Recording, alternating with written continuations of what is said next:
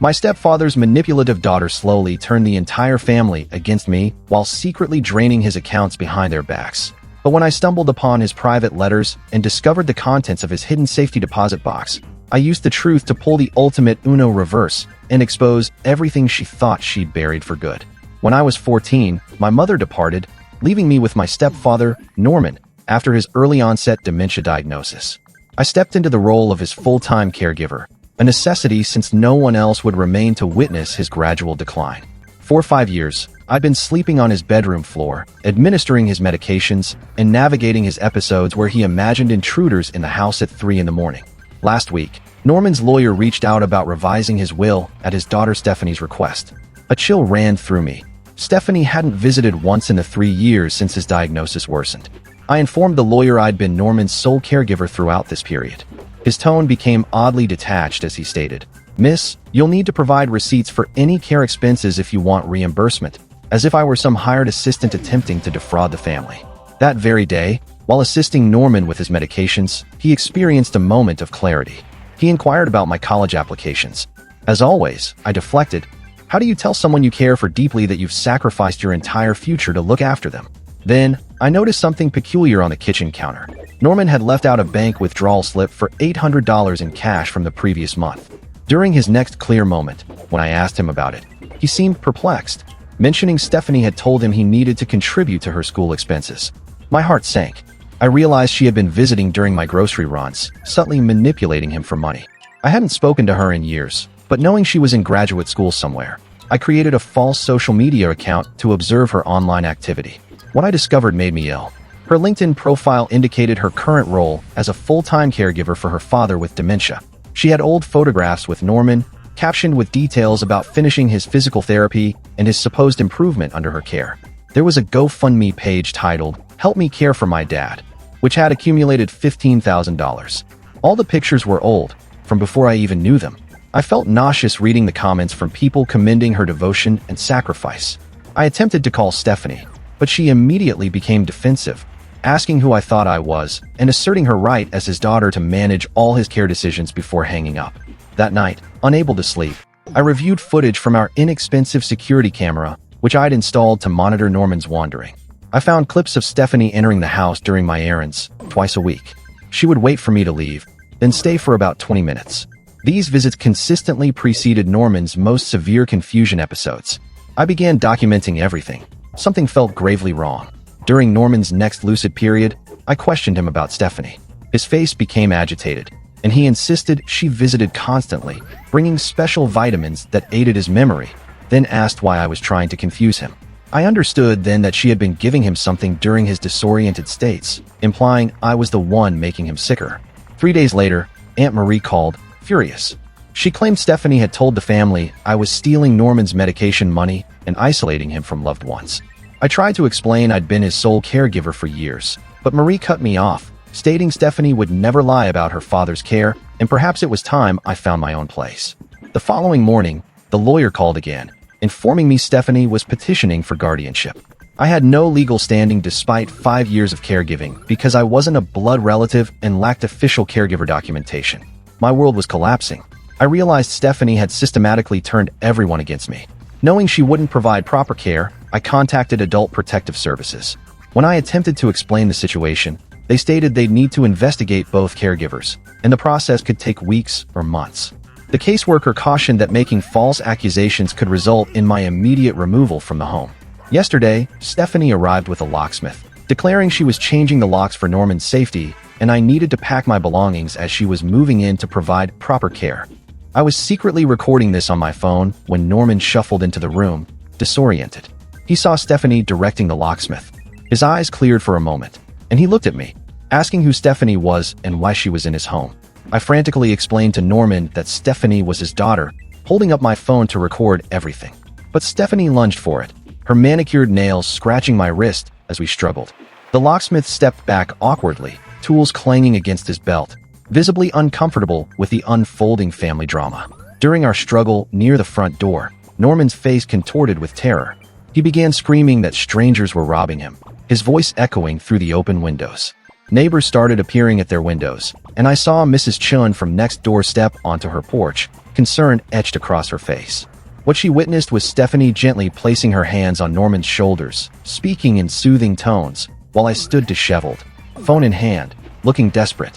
I tried explaining to Mrs. Chun that Stephanie was manipulating the situation, but my words came out jumbled and frantic. Mrs. Chin's expression shifted from concern to weariness as she watched Stephanie expertly calm Norman, stroking his arm and calling him Dad, in a voice dripping with sweetness. Mrs. Chin mentioned she knew Stephanie from her recent caregiving visits during grocery runs, which made my stomach churn.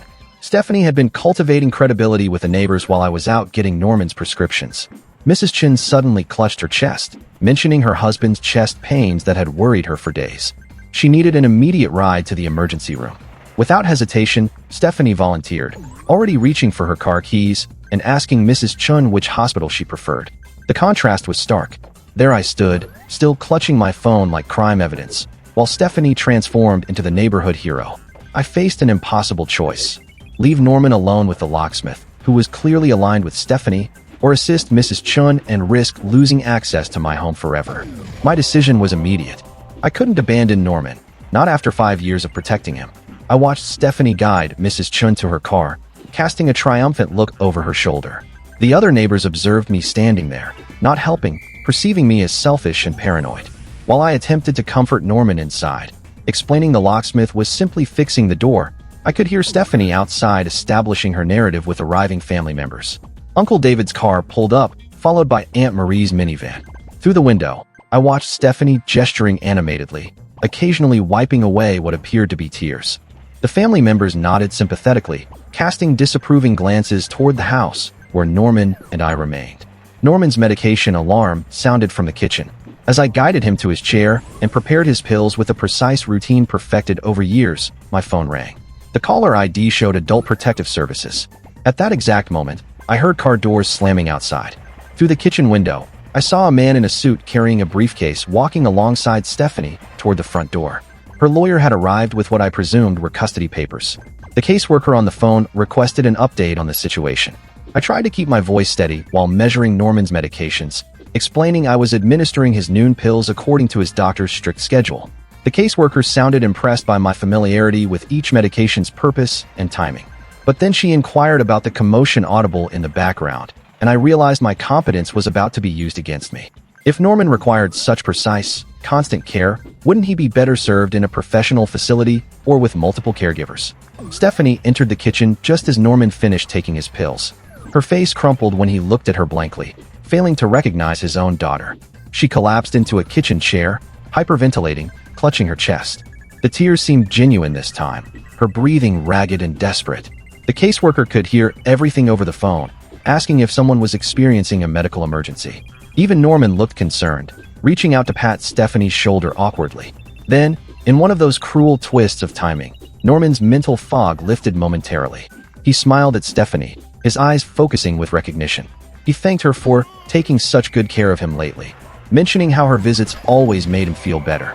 My heart shattered. She had ingrained these responses in him during his confused states, and now his own words were condemning me. I noticed Norman's recent secretive behavior around the kitchen had centered on one particular drawer. Following his gaze during his lucid moment, I spotted the edge of a notebook tucked behind the utensil organizer. It appeared to be his handwriting on the visible corner. Perhaps a medication journal, or notes about his condition, evidence that could prove something, anything. But the caseworker was asking direct questions, and Stephanie's lawyer was now in the doorway, observing my every move. I couldn't access the drawer without appearing suspicious. The caseworker mentioned she would need to visit for an assessment. When I explained my sleeping arrangements, there was a long pause. She asked me to repeat that I slept on Norman's bedroom floor. I attempted to explain it was for his safety, that he had episodes at night, but her tone had shifted. Meanwhile, Stephanie smoothly interjected that she had already arranged a proper guest room with a baby monitor system for nighttime care. Professional, appropriate, everything my makeshift floor bedding was not. The following morning, Norman's doctor called, needing his complete medical history for an upcoming procedure. The files were scattered, some at the house, some in Stephanie's possession from when she'd intercepted mail during her secret visits. I found myself in the humiliating position of having to ask Stephanie for cooperation. She agreed sweetly, but only if I acknowledged her as the primary caregiver to the medical staff. Aunt Marie cornered me that afternoon, her face contorted with disgust. She likened my behavior to my mother's breakdown after the divorce, suggesting I was spiraling just like Sarah had.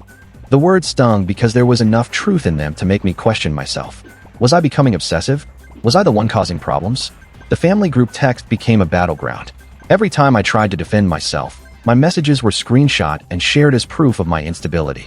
Stephanie had created a separate chat called Helping Dad, where family members coordinated care plans that deliberately excluded me. My desperate attempts to be included were met with silence or gentle suggestions that I needed to focus on my own mental health. When I attempted to show the security footage of Stephanie's secret visits to the family, her lawyer immediately sent a cease and desist letter claiming I was stalking and harassing his client. The footage I believed would save me became evidence of my obsession. Even Uncle David, who had always been kind to me, suggested I might need professional help. Stephanie now controlled Norman's insurance cards, having somehow obtained power of attorney using signatures from old documents in Norman's files. The handwriting appeared authentic because she traced his signature from birthday cards and old paperwork. She scheduled his medical appointments at times she knew I couldn't attend, slowly erasing my presence from his care team. Exhaustion was consuming me. During Norman's doctor's appointment that I'd fought to attend, I dozed off in the waiting room chair. The medical staff exchanged glances, and I heard one nurse whisper something about substance abuse. My red eyes and shaking hands, a result of stress and sleeplessness, painted a picture I couldn't refute. Mr. Rodriguez from down the street had been my only supporter, occasionally checking on us and offering to testify about my years of dedication. But when his wife threatened divorce over getting involved in family drama, he withdrew his offer. He apologized with tears in his eyes, but he couldn't sacrifice his marriage for our situation. At the grocery store, conversation ceased when I approached. The pharmacy technician who'd known me for years suddenly became formal and distant.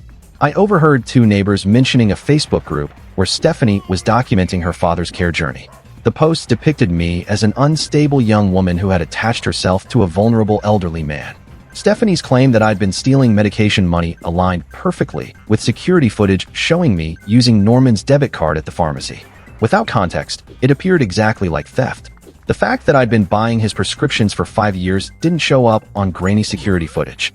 My therapist, whom I'd started seeing to cope with caregiver stress, informed me she'd need a referral from Stephanie to continue our sessions under the new insurance protocol.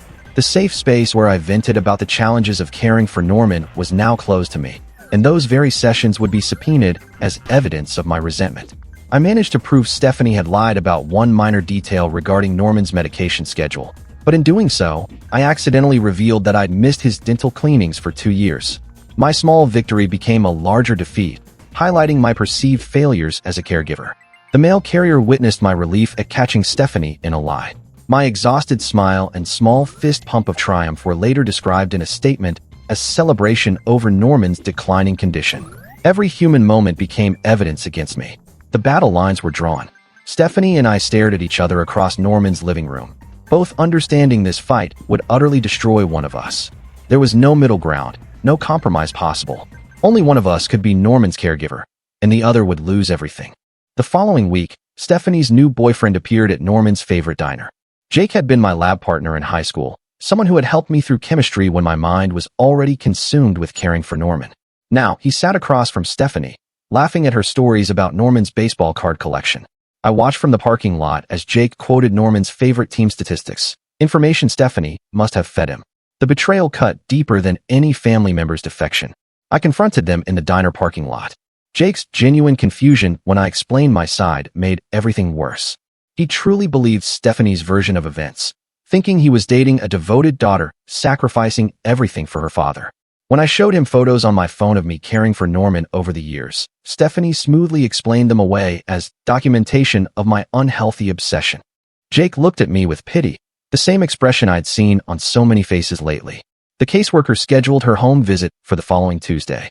I spent days preparing, organizing medication logs, and creating detailed care schedules. But when she arrived, Stephanie was already there with professional-looking binders documenting Norman's care needs. The caseworker asked us separately about a specific medication conversation from the previous month. Stephanie described administering his evening pills, while I insisted I'd handled that dose. We couldn't both be correct, but we each believed our version completely. The caseworker's expression grew increasingly concerned about the conflicting narratives. That evening, I found my old phone in a drawer and scrolled through text from 2 years ago.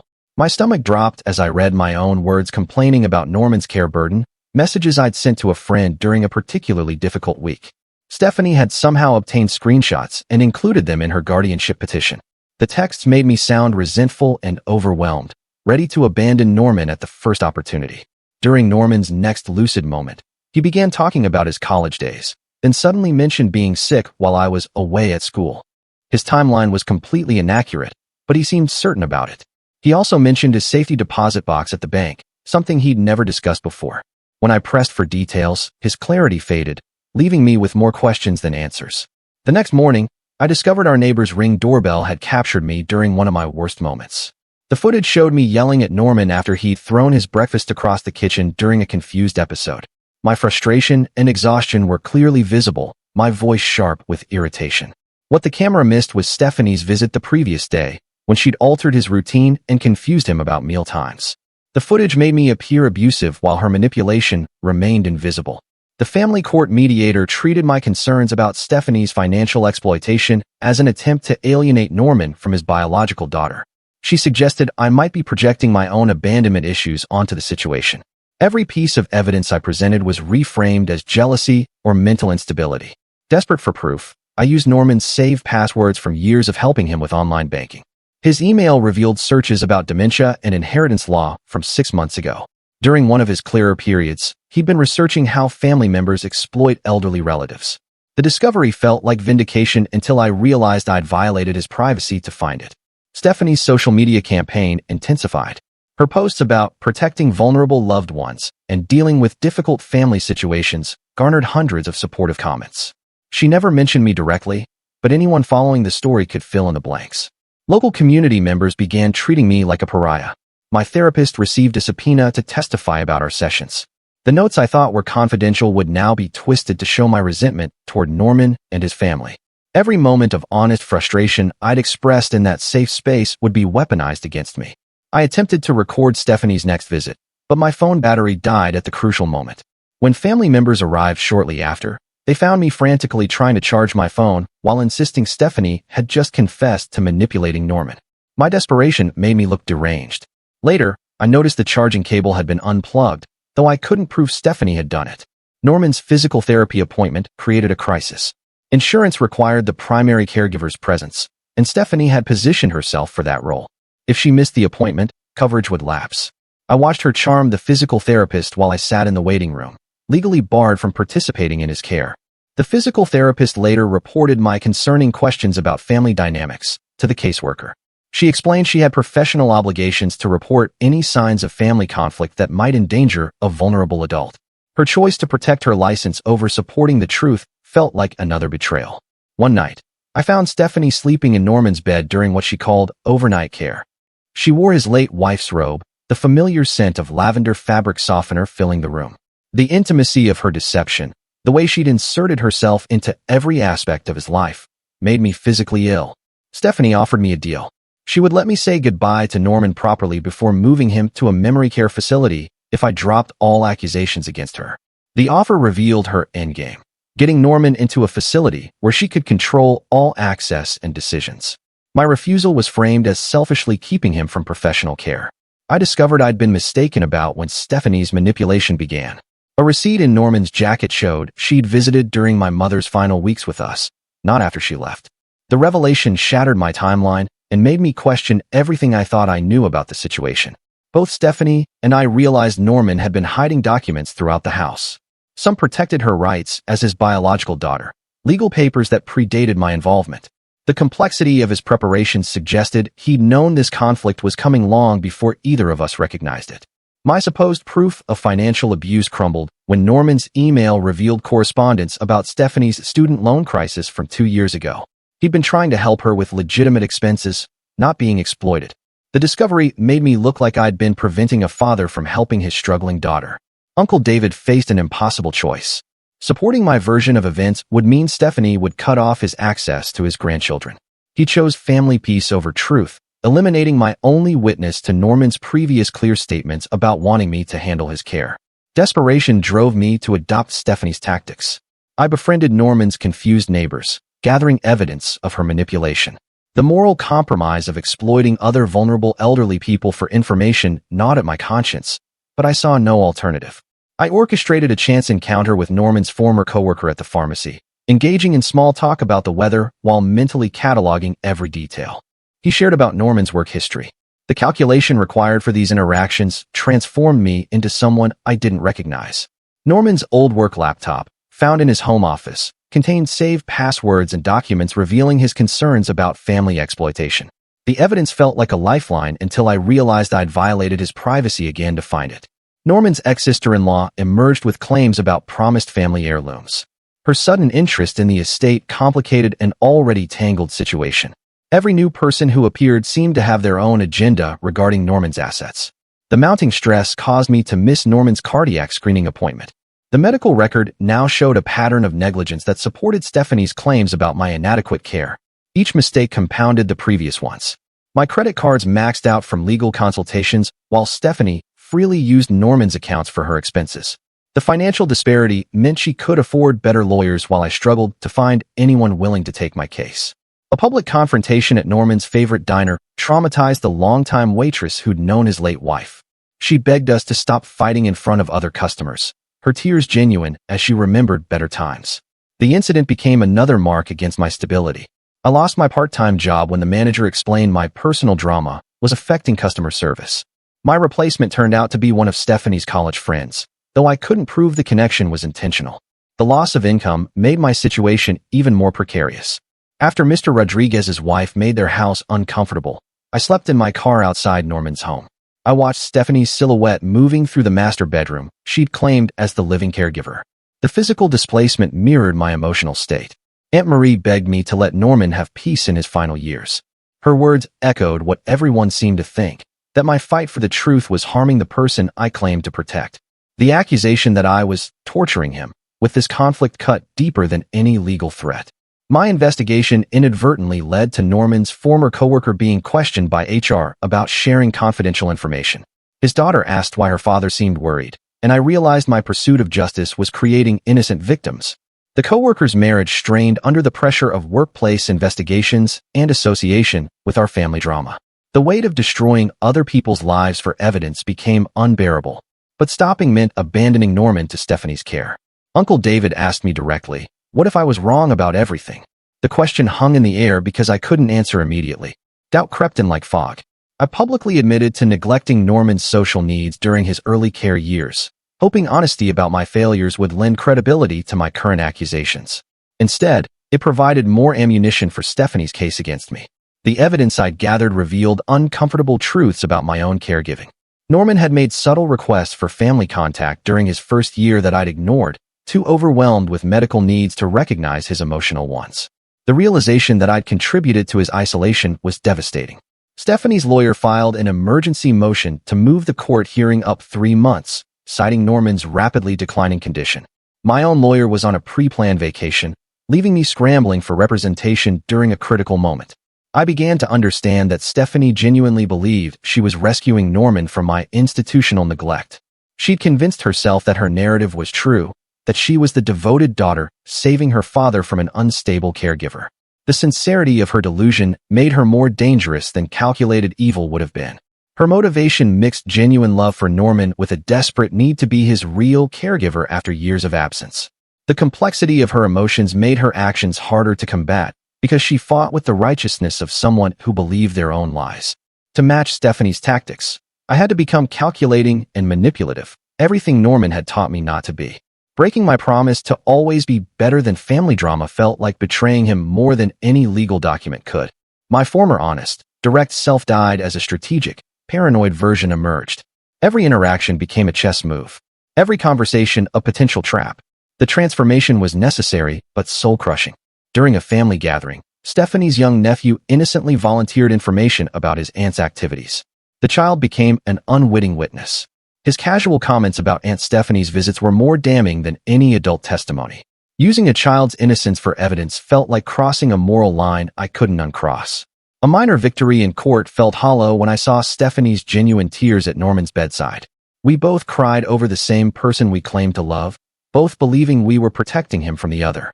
The shared grief complicated my anger. Stephanie's counterclaim gained traction when she submitted my old therapy notes about caregiver burnout. Every moment of weakness I'd expressed in confidence became evidence of my unsuitability. The system designed to help me cope became another weapon against me. Everything now depended on testimony from Norman's original diagnosis doctor, who remembered the early family dynamics. Finding him required resources I didn't have and connections Stephanie had already poisoned against me. My past kindness to Stephanie's young son became leverage when he asked why I was being mean to his mother. His innocent face and genuine confusion made me question whether my fight was worth traumatizing another generation. Norman's former colleagues chose sides based on pension fund politics rather than truth. Their loyalty to their own interests overrode any obligation to honesty about Norman's wishes. The legal system designed for clear-cut abuse cases left no room for complex family manipulation. Emotional abuse without physical evidence became impossible to prove. The caseworker explained this reality with sympathy that didn't help my situation. I reached out to Norman's professional contacts who owed him favors from his working years. Most declined to get involved, but one agreed to provide character testimony. His support came with conditions that limited its effectiveness. That contact revealed Norman had known about potential inheritance manipulation before his dementia worsened. He'd been trying to protect me legally, gathering evidence of his own. The discovery reframed our entire relationship, but confirmed my suspicions about systematic exploitation. The crucial evidence waited in Norman's safety deposit box that he'd mentioned during his lucid moment. Accessing it required legal authority I didn't have, creating another frustrating deadlock. The promise of vindication remained just out of reach, tormenting me. The contact's revelation about Norman's protective efforts sent me racing to the bank the next morning. I presented my caregiver documentation and Norman's old letters mentioning me to the bank manager, who agreed to review my request for safety deposit box access. While waiting, I noticed Stephanie entering the bank's other entrance, her lawyer trailing behind. We locked eyes across the marble lobby. Both understanding this moment would determine everything. The bank manager emerged with forms requiring judicial approval for access. I spent the afternoon at the courthouse filing emergency petitions, while Stephanie's lawyer filed counter-motions. The clerk mentioned seeing similar family disputes weekly, her weary expression suggesting most ended badly. I submitted Norman's handwritten notes from years ago, hoping his past clarity would speak for him now. That evening, I discovered Norman had been gathering evidence about potential exploitation long before his condition worsened. Hidden in his workshop, I found photocopies of articles about elder abuse with dates showing he'd been researching this 3 years ago. His handwriting in the margins revealed his fears about family members taking advantage during his decline. The systematic preparation showed he tried to protect himself and me, even as his mind began failing. The judge approved limited access to the safety deposit box under supervision. At the bank, the manager opened the metal container while Stephanie's lawyer documented everything. Inside lay sealed envelopes dated 2 years prior, Norman's shaky handwriting labeling them with our names.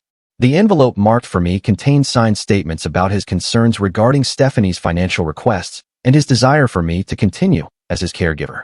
The pages trembled in my hands as I read his lucid thoughts from before the worst decline. The evidence came at a terrible cost. Norman's final clear months had been consumed by legal preparations instead of peace. Every notarized document represented time he'd spent in lawyers' offices rather than enjoying his remaining clarity. The bank records showed multiple visits during periods I thought he was resting. He'd hidden his activities to avoid worrying me, bearing the burden alone. I understood then that Norman had chosen protection over comfort. His actions revealed he'd known about Stephanie's intentions and tried to shield me legally. The weight of his sacrifice settled heavily as I photocopied each document under the bank manager's watchful eye. These papers would prove everything, but they also showed how much of his precious lucid time had been stolen by this conflict. My commitment to honoring Norman's plan solidified as I left the bank.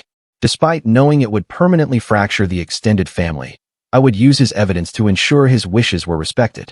The photocopies went straight to my lawyer, who began preparing for the emergency hearing. That night, I sat with Norman during his evening confusion, holding his hand and promising to see his plan through. Stephanie's overconfidence became her downfall when her social media posts contradicted her sworn statements. While reviewing her guardianship petition, I cross-referenced dates with her online activity. Screenshots showed her posting from a music festival in another state during the exact week she claimed to be providing round-the-clock care. Her Instagram stories from that period showed her drinking with friends, while her legal documents claimed she was administering Norman's medications. I compiled the contradictions methodically, creating a timeline that exposed her lies. The timestamps on her posts aligned perfectly with Norman's medical records, showing missed appointments and medication errors. Her need for online validation had created an undeniable paper trail. My lawyer's eyes widened as I presented the evidence, immediately recognizing its impact. The courtroom's seating arrangement on hearing day starkly illustrated my isolation. Stephanie's side overflowed with family members, their unified presence a visual testament to her campaign's success. I sat alone on my side, my only company the empty chairs that might have held supporters if circumstances were different. The physical representation of my alienation from the family was overwhelming, but I straightened my shoulders and focused on the judge. Both of us showed our exhaustion through unconscious habits. I caught myself pulling at my hair, a nervous tic that had developed over months of stress. Across the aisle, Stephanie fiddled with her carefully manicured nails, the polish chipped and ragged.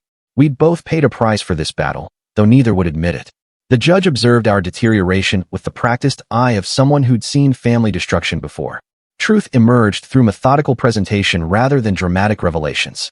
My lawyer presented the timeline of inconsistencies. Each documented lie built upon the previous one. Bank records, social media posts, and medical documentation painted a clear picture without requiring emotional appeals. The judge's expression remained neutral as evidence accumulated, but I noticed her taking extensive notes. The bank teller's testimony provided unexpected corroboration. Subpoenaed properly with bank approval, she described Stephanie's confusion about Norman's account access, her multiple attempts to withdraw large sums without proper documentation. The teller's careful professionalism as she recounted these interactions under oath lent credibility to her observations. She mentioned Stephanie's agitation when told she needed additional authorization, her demands to speak with managers. The judge ordered a professional evaluation of Norman's current condition and a comprehensive review of all financial transactions. Court-appointed evaluators would assess his care needs objectively, removing family bias from the equation.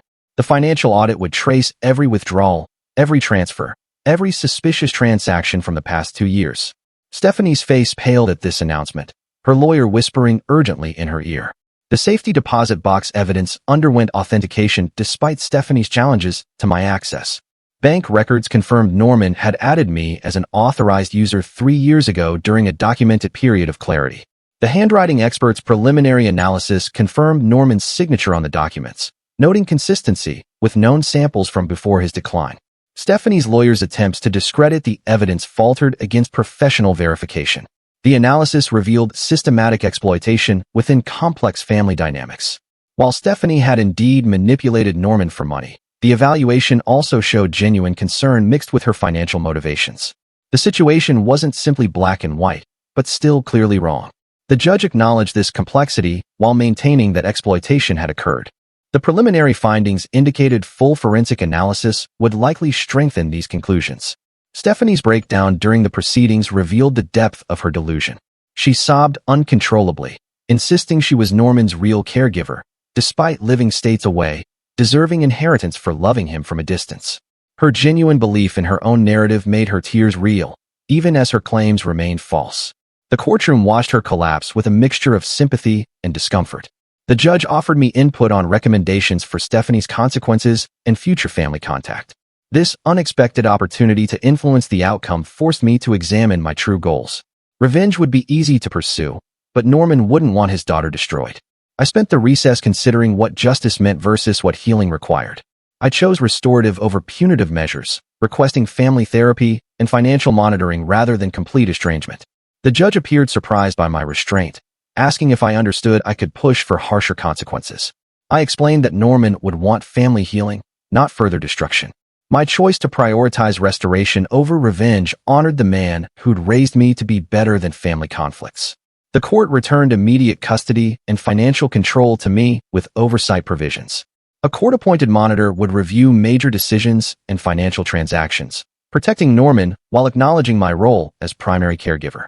The relief of regaining legal authority mixed with exhaustion from the battle required to achieve it. Stephanie's loss of control was immediate and comprehensive. The extended family divided permanently along loyalty lines. Some relatives approached me after the hearing, apologizing for believing Stephanie's lies. Others maintained their support for her, unable to accept they'd been deceived. Uncle David avoided eye contact as he left with Stephanie's supporters, our relationship another casualty of her campaign. Holiday gatherings would never include everyone again. The family splintered beyond repair. I began rebuilding my life with permanent scars, but a clear conscience. Some relationships had burned beyond recovery, particularly with Aunt Marie and other relatives who'd enabled Stephanie. But unexpected support emerged from community members who'd watched the truth unfold. Mrs. Chun approached me outside the courthouse, tears in her eyes as she apologized for misjudging the situation. Mr. Rodriguez simply nodded from across the parking lot, his small gesture meaning everything. Legal protections established through the case would help prevent future exploitation. The court mandated restricted access protocols for Norman's care, requiring documentation for all family visits. Financial monitoring systems would flag suspicious transactions automatically. While these measures couldn't undo past damage, they would protect Norman's remaining years. The judge noted these provisions could serve as a model for other vulnerable adult cases. The aftermath settled into a new routine. Stephanie faced court-mandated counseling for boundary issues, while I focused on Norman's daily care with renewed legal protection. The house felt different without the constant threat of her interference, though Norman still occasionally asked for her during confused moments. I would explain gently that she was getting help, maintaining compassion despite everything. Norman deserved peace in his remaining time, and I would ensure he had it. The victory felt hollow, but necessary.